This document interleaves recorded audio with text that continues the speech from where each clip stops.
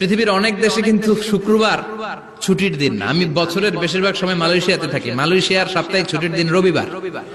খ্রিস্টানদের সাথে অনেক বিজনেস তাদের মেনটেন করতে হয়, তো তারা যদি শুক্রবারে ছুটির দিন করে তাহলে সপ্তাহে 2 দিন ব্যবসা বাণিজ্য কাটা পড়ে যায়।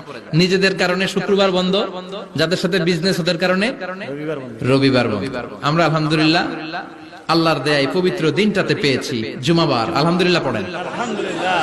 এজন্য বিশ্বনবী বললেন, খবরদার এদিনের নামাজ মিস করো না। মান তারাকা সালাসা জুমাইন তাহাউনান, গাফলতি করে টানা 3টা জুমা যে ব্যক্তি মিস করলো, তাবা আল্লাহু ফি কলবিহি, রব্বুল আলামিন ওই লোকটার অন্তরের মধ্যে মোহর মেরে দেয়। ওয়া কুতিবা ফি জুমরাতিল মুনাফিকিন, মুনাফিকদের খাতায় তার নাম তুলে দেয়।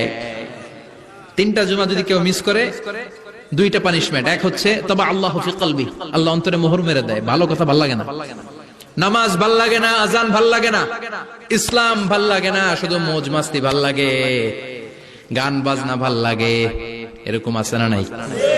জুমার নামাজে যায় না। আরেকটা হলো কুতিবা মিনাল মুনাফিকিন, মুনাফিকদের খাতায় নাম তুলে দেয়। আল্লাহ হেফাজত করো।